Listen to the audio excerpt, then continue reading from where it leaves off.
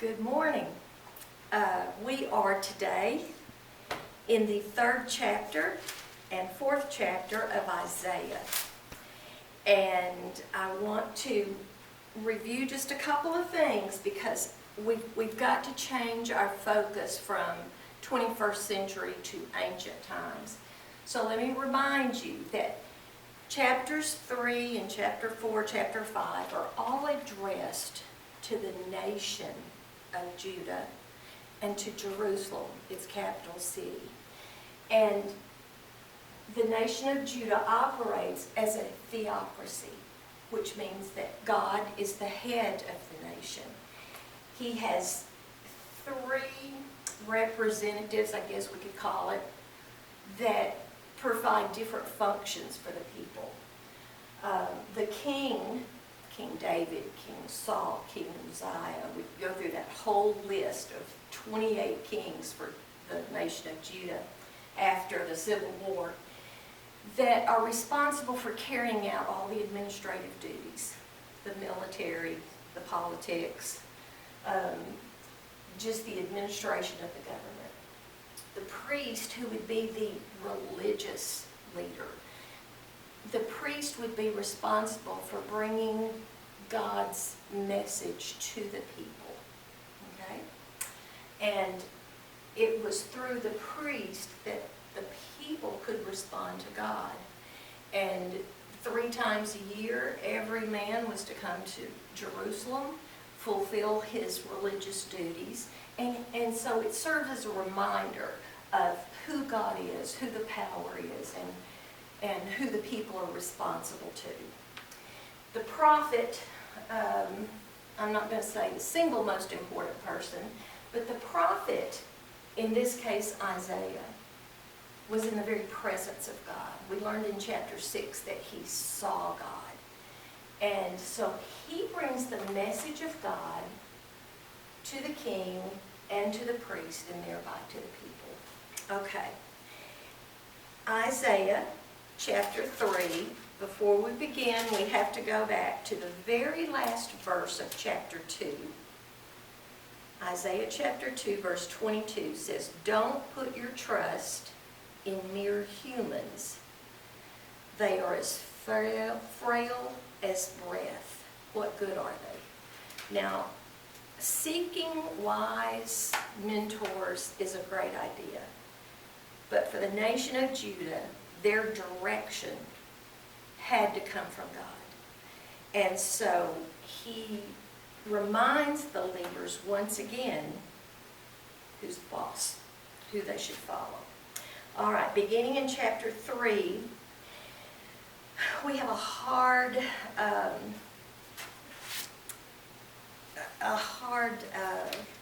lesson to learn because it is addressed as a judgment on Judah. Now, remember that this is being written 200 years before the siege of Jerusalem by Babylon.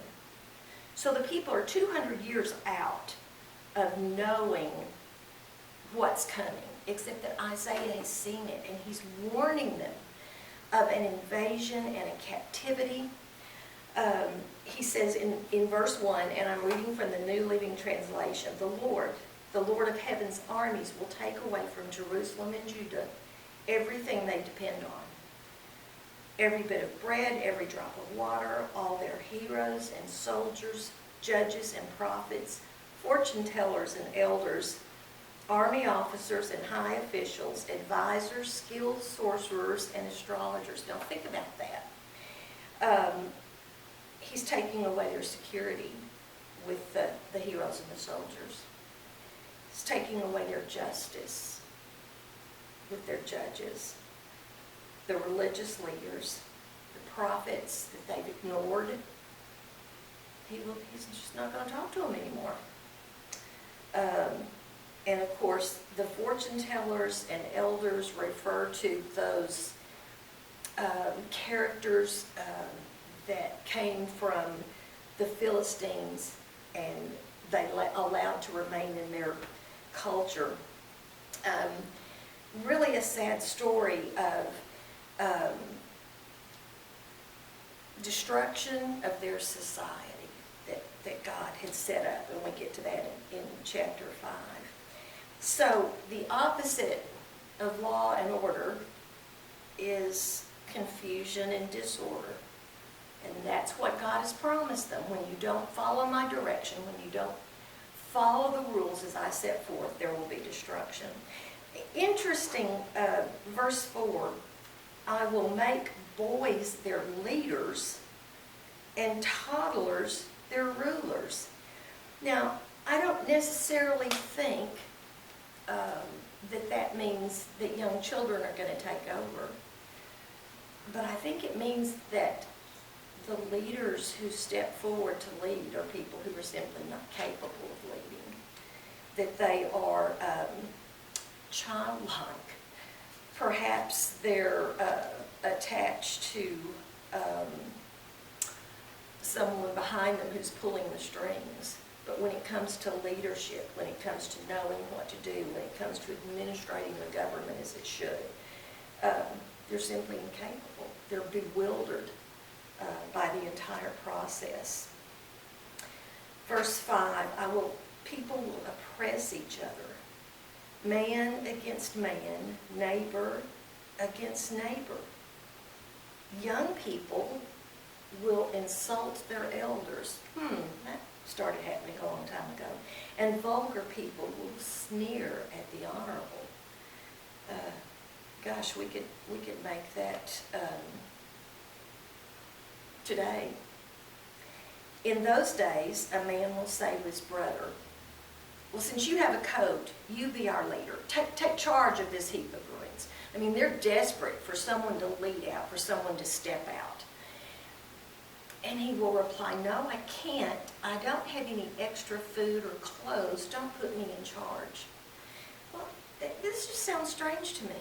And then I think about the disruption and the disorganization, and the disorder that exists in the cities that have the riots. And I think about the people who may be afraid to step forward, afraid to take on the mantle of leadership because, frankly, it's not worth the physical stress or pain that could happen. And not having food or clothes, they don't have wealth and they don't have influence. They don't have the ability or the guts to step forward and do what they should do. In verse 8, it's just a rotten society. For Jerusalem will stumble and Judah will fall because they speak out against the Lord and refuse to obey him. They provoke him to his face. There is a deliberate rejection of a benevolent and loving God. Now, let me say something here because it's interesting that when for years I thought of the Old Testament as being a wrathful God, judgment God, military oppression. And the New Testament God as being one of, this is the God of grace and love and mercy and sacrifice. And yet, the more I study the Old Testament, the more I realize the idea of redemption begins in Genesis and lasts through Revelations. The judgment that comes from God is not a judgment that comes because God is not loving his people. It's a disciplinary wrath that they ask for, that they deserve. How many times did you say to your kids, this is going to hurt me worse than it's going to hurt you? But, we have to do this discipline. They deliberately rejected God's mercy and his love.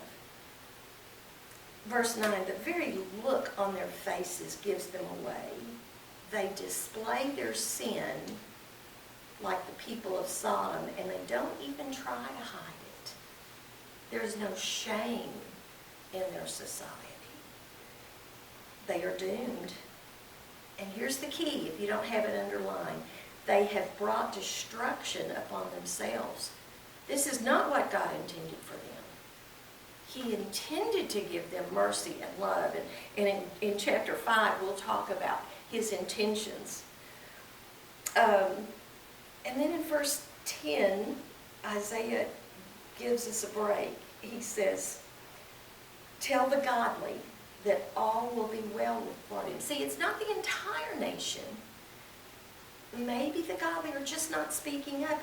Tell the godly that all will be well for them. They will enjoy the rich reward they have earned, but the wicked are doomed, for they will get exactly what they deserve. So remember, these judgments are being passed upon groups of people, the nation of people, because they're not responding the way they should to God. Even in the midst of this onslaught, God is able and willing and loving to rescue the righteous. And so who are the righteous? They're the people who live out their faith, who perform as God expects them to, who righteously walk in his way. The wicked have no such hope. And he says, for they will get exactly what they deserve. Payment is due. The gig is up. It's over.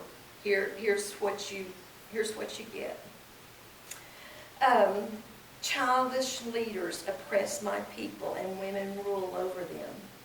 Oh, my people, your leaders mislead you. They send you down the wrong road. The people need to understand that it's their leaders who are getting them at odds with God. The Lord takes his place in court, just like a courtroom, and presents his case against the people. The Lord comes forward to pronounce judgment on the elders and the rulers of his people, and pronounces judgment.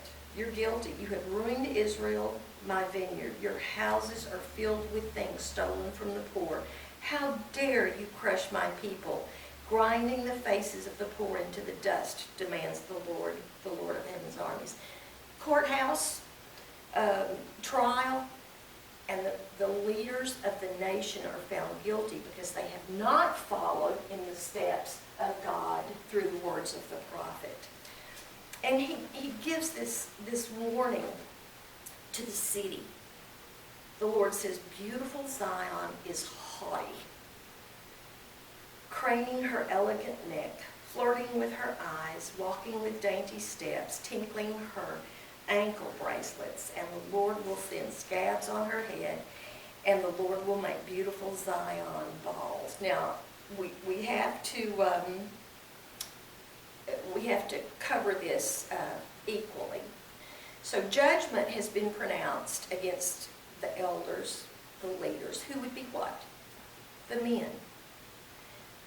But he also pronounces judgment against the women. And I thought about that a while, and I thought, he doesn't leave the women out. He accuses them of acting haughty and proud and self-absorbed and arrogant, seducing wrong behavior, godless. Because you see, the women who rested in the comfort of the power and influence of the men were in essence attributing to their behavior. They were accessories to the crimes that were being committed against the people. And so God promises them a judgment. And it's interesting, verse 18, on that day of judgment, the Lord will strip away everything that makes her beautiful, all the outward beauty, the ornaments, headbands, crescent necklaces, earrings, bracelets and veils, scarves, ankle bracelets, sashes, perfumes and charms, rings, jewels, party clothes, gowns, capes and purses, mirrors, fine linen garments, head ornaments and shawls. Instead of smelling of sweet perfume, she will stink. She'll be dirty. She will wear a robe for a sash, and her elegant hair will fall out. She will wear rough burlap instead of rich robes, and shame will replace her beauty. how terribly sad. And yet, think about this. Women in this age symbolize the wealth and the comfort of society. The richer the culture, the more pampered, the more luxurious life a woman would have led. And her life of wealth would have been different from the life of the woman of the poor, who would be working and wouldn't have had all those luxuries to start off with. But the second reason I think that he addresses women so harshly, not any harsher than the men, but harshly, is in the fact that in this coming tribulation, in this coming fall of culture, of the society, the women are the most vulnerable in this society. Consequences of war leave them with bereavement, disease, rape, widowhood. A woman's place in society was determined by the men in her life. The beauty and self-confidence and the arrogance that would come with that luxurious lifestyle would be taken away. Poverty left women in a very vulnerable, awful, awful state. We don't see that restoration of Jerusalem and that return until chapter 49, but it will come. And one other thought I had about this is, in reading about all of these things, I think there are 21 items that are listed. They're all outer circumstances. They're all things that can change in an instant. Investing in outward charms are just that. There's not lasting change in your heart and in your soul when you put your emphasis on just outward garbs. So, women, you have to remember that. Look at verse 25. The men of the city will be killed with the sword, and her warriors will die in battle, both her husband, her sons, and the gates of Zion will weep and mourn. The city will be like a ravaged woman huddled on the ground. The providers of their lives will be gone. And so it's interesting in chapter 4, he says, in that day so few men will be left that 7 women will fight for each man, saying, let us all marry you. We will provide our own food and clothing if you'll only take your name so we won't be mocked as old maids. Their position is so tentative in society that they will beg for someone to care for them. No social net in this society except family, and that would be totally destroyed. Chapter 4, in verse 2, we have a wonderful promise. In that day, the branch of the Lord will be beautiful and glorious. Now, 2 ways of thinking about this. Almost everyone that I read that I truly respect and have a great deal of confidence in thinks this refers to the Messiah, the coming of the Messiah, Jesus. There was one or 2 references who thought about this as an agricultural restoration where the nation would be able to feed itself. It says, in that day the branch of the Lord will be beautiful and glorious. The fruit of the land will be the pride and glory of all who survive in Israel. Just a restoration of the land. And all who remain in Zion will be a holy people. Read that again. Chapter 4, verse 3. All who remain in Zion will be a holy people. Go back and look at chapter 3 and verse 5 and the comparison. People will oppress each other, man against man, neighbor against neighbor. Young people will insult their elders, and vulgar people will sneer at the honorable. Those who survive, those who are redeemed through this destruction of Jerusalem, and are recorded from the living, will experience the cleansing and the renewal of Jerusalem. Verse 4, the Lord will wash the filth from beautiful Zion and cleanse Jerusalem of its bloodstains with the hot breath of fiery judgment. Remember when the seraphim came over and touched Isaiah's lips with the burning coal to remove that guilt? That judgment, that same judgment, that fiery judgment, burns away the bad stuff and leaves only the good. Verse 5, then the Lord will provide shade for Mount Zion and all who assemble there. He will provide, this is the new Exodus, the provision of God to meet their needs. He will provide a canopy of cloud during the day and smoke and flaming fire at night, covering the glorious land. It will be a shelter from daytime heat and a hiding place from storms and rain. And I just think that this